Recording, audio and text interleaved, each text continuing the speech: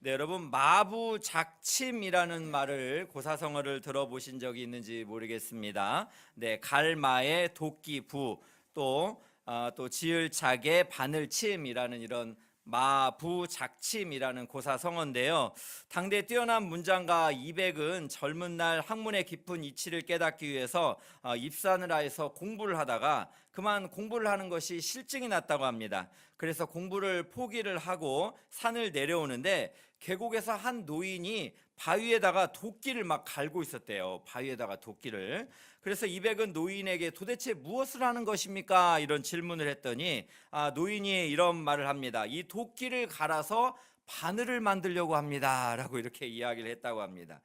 이백은 도끼를 갈아서 언제 바늘을 만들겠느냐고 이렇게 핀잔을 주자 노인이 이렇게 말을 했다고 합니다. 중도에 포기하지만 않는다면 될 수 있지라는 이런 말을 했다고 합니다. 그래서 마부작침이라는 말이 이렇게 생겼다고 하는데요. 중도에 포기하지만 않는다면 될 수 있지라는 이런 의미를 가지고 있다라는데요. 그래서 이백은 그 말에 도전을 받고 다시 산에 올라가서 학문을 매진하였고 결국 큰 깨달음을 그렇게 얻게 되었다라고 이야기합니다. 여러분, 우리가 이 땅을 살아가면서 사명을 가지고 또 꿈을 가지고 살아갈 때 우리도 그냥 실증이 나기도 하고 또 포기하고 싶은 때도 있습니다. 그러나 우리가 중도에 포기하지만 않는다면 도끼를 갈아서 바늘을 만들 수 있는 것처럼 우리가 포기하지만 않는다면 하나님께서는 또 우리를 도우시사 꿈을 이루는 그런 은혜도 있을 줄로 믿습니다. 여러분, 이처럼 이렇게 믿음을 가지고 꿈을 가지고 살아가는 사람에게도 많은 여러 가지 공격들 또 위기의 순간들이 있습니다.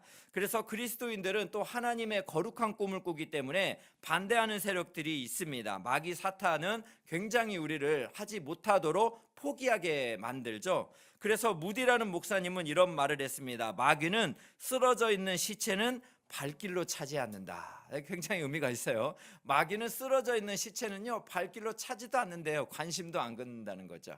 그러니까 살아있기 때문에, 꿈을 꾸기 때문에, 하나님의 거룩한 나라를 위하여 정진하기 때문에 마귀도 우리를 공격하고 포기하도록 유혹한다라는 것입니다.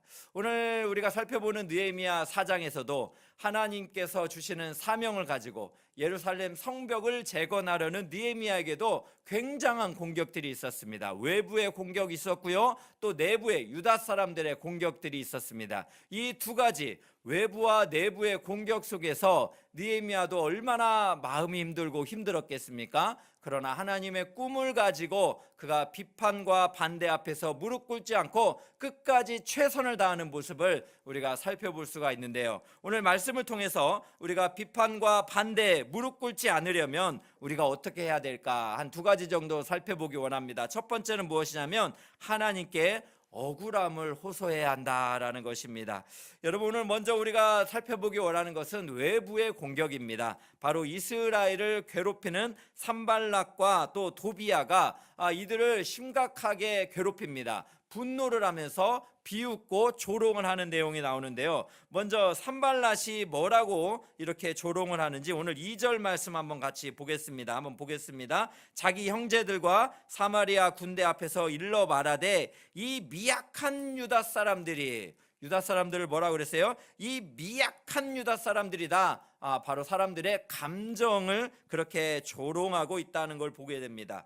또 두 번째, 이 미약한 유다 사람들이 하는 일이 무엇인가? 두 번째는 뭡니까? 스스로 견고하게 하려는가?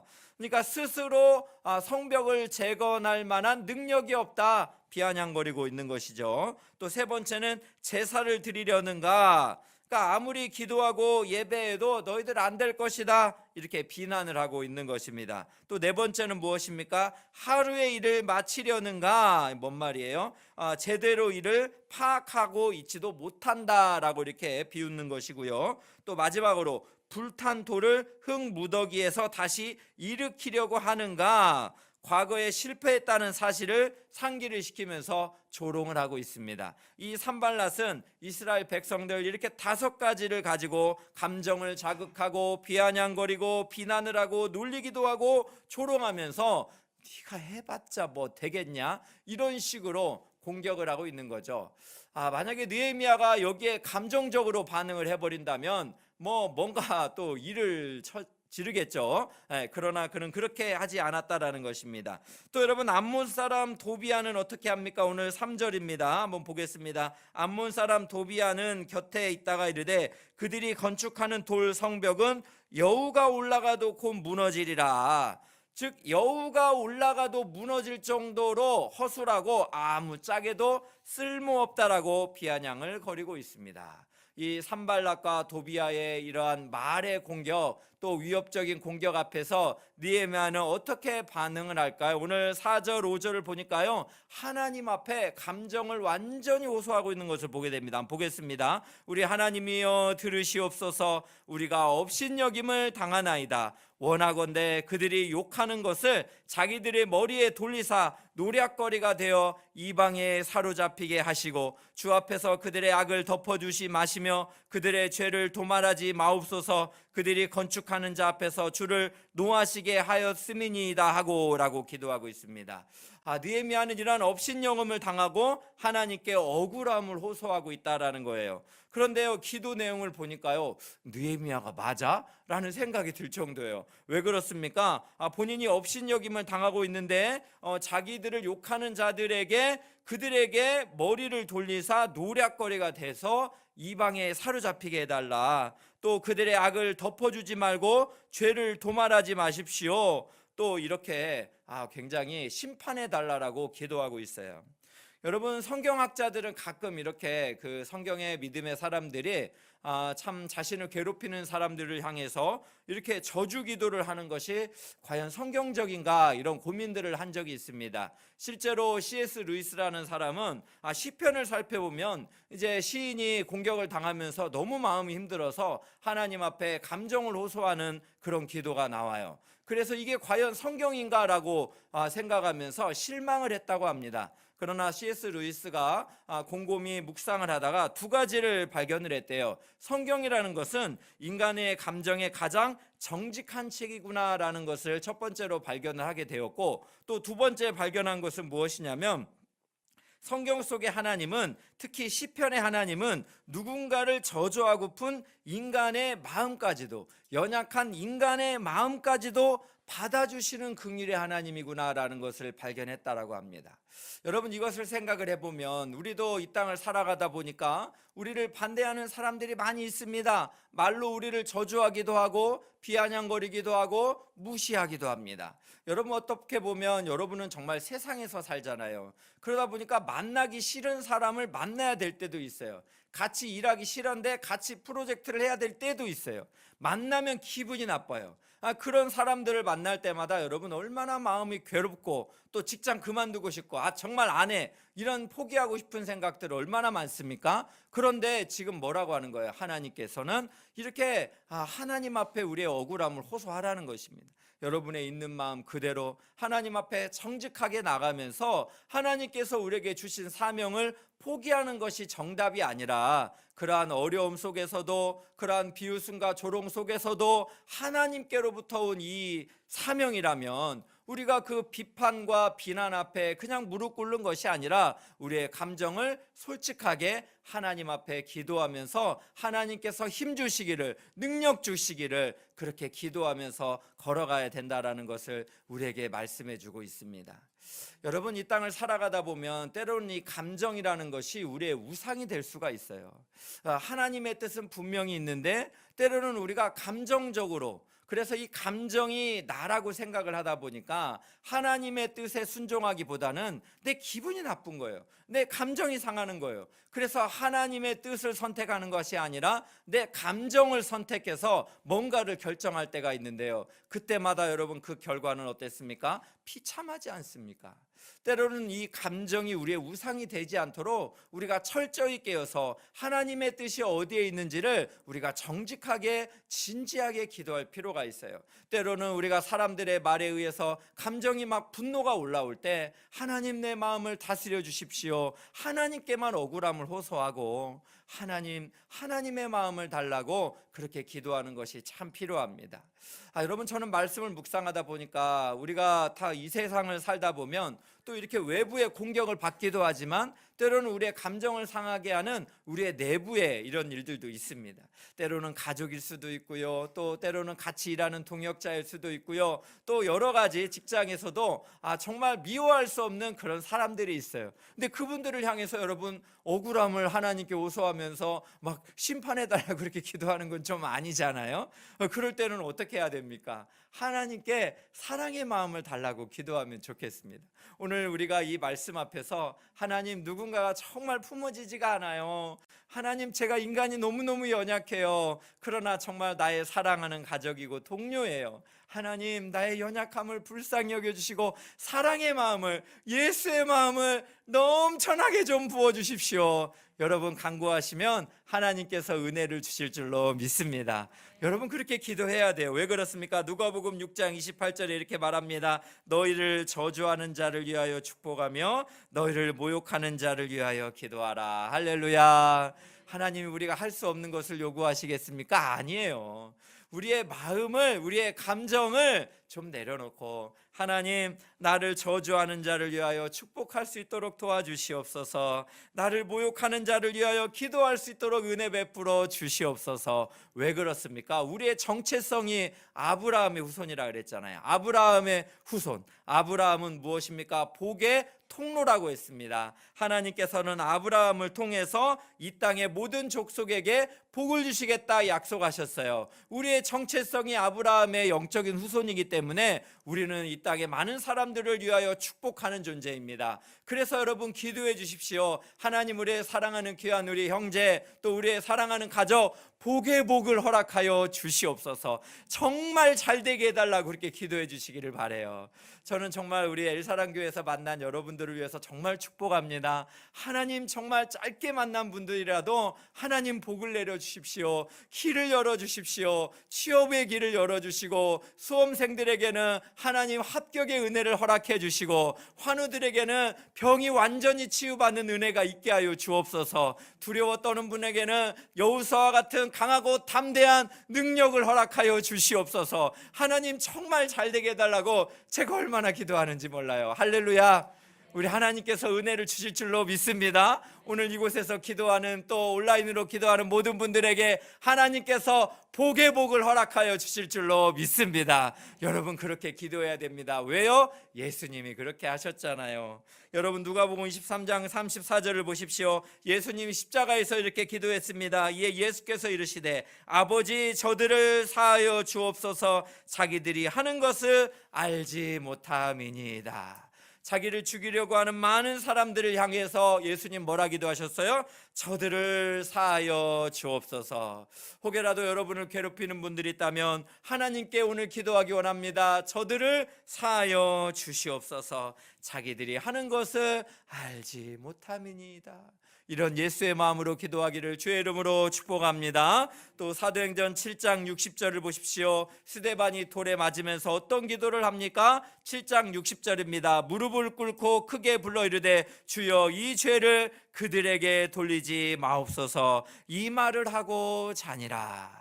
예수를 따랐던 스데반도 자신을 향해 돌을 던지는 사람들을 향해서 이 죄를 그들에게 돌리지 말라달라고 하나님께 기도했습니다. 사랑하는 귀한 우리 엘사랑교회 성도 여러분, 우리를 위하여 공격하는 사람들이 있습니까?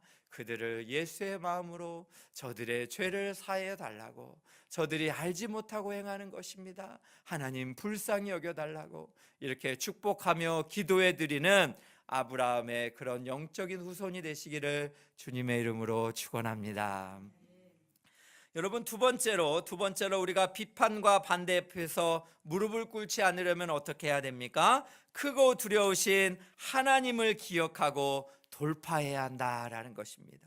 크고 두려우신 하나님을 기억하고 우리가 돌파해 나가야 된다라는 것입니다.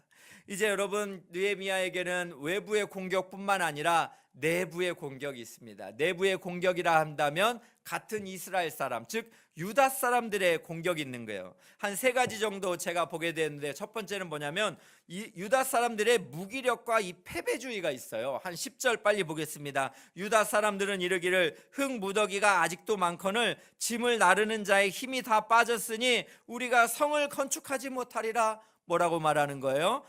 우리가 힘이 다 빠져서 이제 건축도 못하고 우리는 실패할 것이다. 이들은 무기력했습니다. 140년 동안 성벽 재건을 못했기 때문에 무기력과 또 이들은 힘이 다 빠져서 안 될 것이라는 패배주의를 가지고 있는 거예요. 여러분, 이렇게 하나님의 꿈을 이루는 데에는요, 우리의 무기력함, 과거의 잘못된 우리의 경험들, 그래서 또 안 될 것이라는 패배주의, 이것이 하나님보다 크면 안 됩니다. 우리는 크고 두려우신 하나님을 기억해야 한다는 것을 믿으시기를 축복합니다. 또 두 번째로 유다 사람들은요, 거짓 소문에 두려워 떨기 시작했습니다. 오늘 11절입니다. 우리 원수들은 이르기를 그들이 알지 못하고 보지 못하는 사이에 우리가 그들 가운데 달려 들어가서 사륙하여 역사를 그치게 하리라. 지금 원수들이 뭐라고 했다라는 거예요? 알지 못하는 사이에 달려 들어와서 우리를 사륙하고 이 성벽 역사를 그치게 할 것이다. 이건 다 거짓말이에요. 헛소문이에요. 이 거짓 소문에 그들은 두려워 떨기 시작하는 거죠.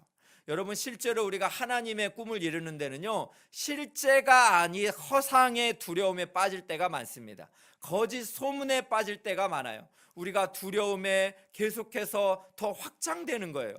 그 거짓 소문을 우리가 한 가지만 듣고서 그것이 계속해서 확장되어서 생각이 좀 스탑해야 되는데 스탑하지 못해요. 계속해서 두려움은 더 재확산돼 가지고 아무것도 하지 못하는 우리의 비참한 인생이 되는 경우가 얼마나 많습니까? 사랑하는 귀한 성도 여러분, 크고 두려우신 하나님, 그분이 그 어떤 우리를 공격하는 그러한 헛된 소문보다 강하고 능력 있다는 것을 믿으시기를 예수님의 이름으로 축원합니다. 네, 세 번째입니다. 포기하고 싶은 유혹이에요. 포기하고 싶은 유혹. 힘드니까. 이제 12절을 보겠습니다. 그 원수들의 근처에 거주하는 유다 사람들도 그 각처에서 와서 10번이나, 몇 번이요? 10번이나 우리에게 말하기를 너희가 우리에게 와야 하리라 하기로, 10번이나 이제 힘들잖아, 이제 그만해 라고 유혹하면서 포기하라고 이렇게 타으르고 있는 것입니다.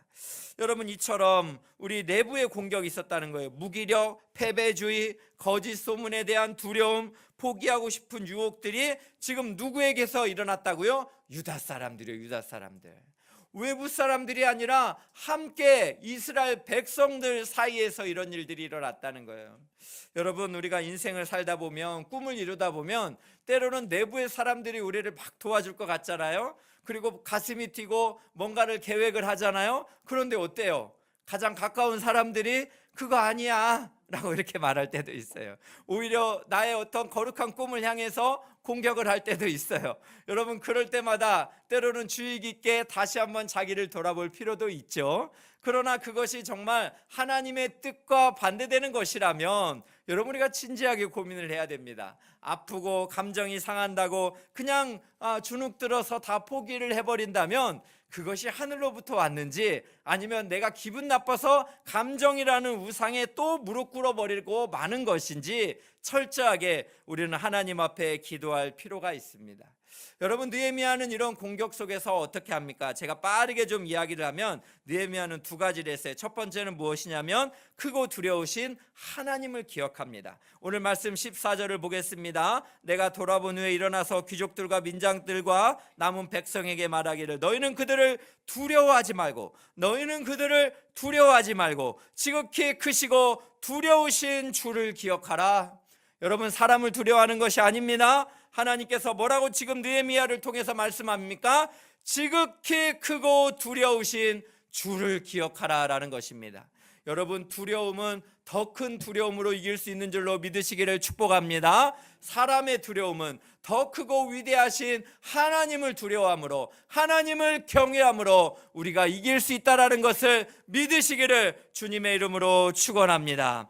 또한 느헤미야는 두 번째로 어떻게 합니까? 하나님이 싸워주실 것을 믿고 나아가고 있습니다. 오늘 말씀 우리가 느헤미야서 4장 20절 한번 보겠습니다. 너희는 어디서든지 나팔 소리가 듣거든 그리로 모여서 우리에게로 나아오라. 우리 하나님이 우리를 위하여 싸우시리라 하였느니라. 누가요? 크고 두려우신 하나님이 누구를 위하여? 우리를 위하여 싸우시리라. 우리가 하나님의 거룩한 꿈을 향해서 우리가 끝없이 포기하지 않고 돌파하며 최선을 다하며 나갈 때 크고 두려우신 하나님이 우리를 위하여 싸워주실 줄로 믿으시기를 주님의 이름으로 축원합니다. 느헤미야는 그래서 이 외부의 공격과 이 내부의 공격에 감정에 무너지지 않았고 그렇게 크고 두려우신 하나님을 의지하면서 성벽 재건을 52일 만에 완성하였습니다. 사랑하는 귀한 성도 여러분, 오늘 또 하나님께서 여러분에게 꿈을 주실 줄로 믿습니다. 그렇다면 그 꿈을 우리가 돌파해 나가기 위해서 우리가 할 수 있는 최선을 다할 수 있기를 원해요. 그래서 느헤미야서를 오늘 잘 본문을 살펴보면요, 느헤미야서 4장 9절을 보면요, 느헤미야는 파수꾼을 배치하고 있어요. 느헤미야서 4장 9절도 보겠습니다. 우리가 우리 하나님께 기도하며 그들로 말미암아 파수꾼을 두어 주야로 방비했다. 그냥 놀았다는 게 아니에요. 그가 기도하고 하나님을 정말 도우실 것을 믿으면서 파수꾼을 두어서 주야로 방비를 했습니다. 또 두 번째는 무엇을 합니까? 방위력을 보강을 하고 사람들을 격려합니다. 13절 보겠습니다. 내가 성벽 뒤에 낮고 넓은 곳에 백성이 그들의 종족을 따라 칼과 창과 활을 가지고 서 있게 했다는 거예요. 칼과 창과 활을 가지고 서서 그들이 열심히 최선을 다했다라는 것입니다. 또 3차에서는 어떻게 합니까? 부역과 전투 조직을 편성을 합니다. 16절을 보면요, 그때로부터 내 수하 사람들의 절반은 일하고 절반은 갑옷을 입고 창과 방패와 활을 가졌고 민장은 유다 온 족속의 뒤에 있었으며 성을 건축하는 자와 짐을 나르는 자는 각각 한 손에는 일을 하고 한 손에는 병기를 잡았는데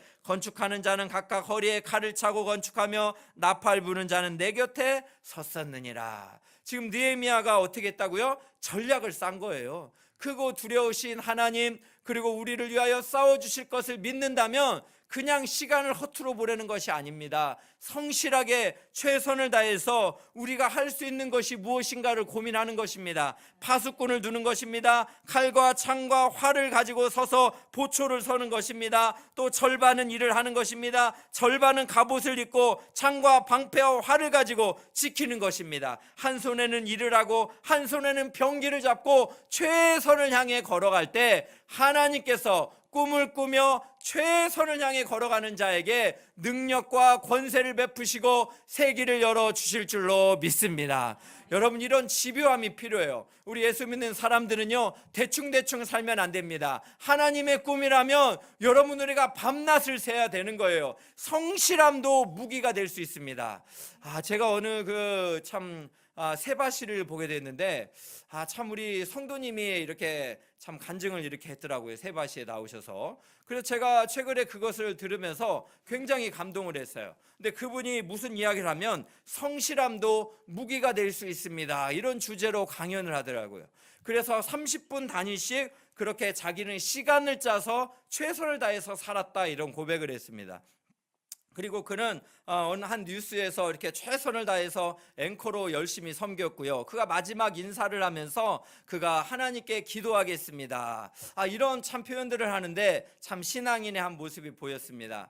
여러분, 성실함도 무기가 될 수 있습니다. 얼마나 멋진 표현입니까? 우리가 하나님의 꿈을 꾼다면 우리가 오늘이라는 일상에서 대충 살면 안 되는 거예요. 30분 단위로 그렇게 일상을 계획하는 것처럼 우리의 시간 한순간 한순간을 하나님께서 허용하신 시간이라는 것을 우리가 기억해야 됩니다. 세월을 아끼라 말씀하셨습니다. 무슨 말입니까? 세월을 돈을 주고 사라는 거예요. 돈으로 세월을 살 정도로 이 시간이라는 것은 그만큼 귀하다는 것입니다. 예수 믿는 사람들은요, 일상을 허투루 보내면 안 됩니다. 오늘 하나님께서 어제 죽었던 사람이 그토록 살고 싶어 했던 오늘이라는 시간이잖아요. 우리에게 오늘을 주셨습니다. 이날 꿈꾸신다면 여러분, 성실하게 사십시오. 한 손에는 쟁기를 잡고 한 손에는 병기를 들고 여러분, 꿈을 향해서 전진하며 나갈 때 하나님께서 우리를 도우실 줄로 믿습니다. 크고 두려우신 하나님이 우리를 위하여 싸워 주실 줄로 믿습니다.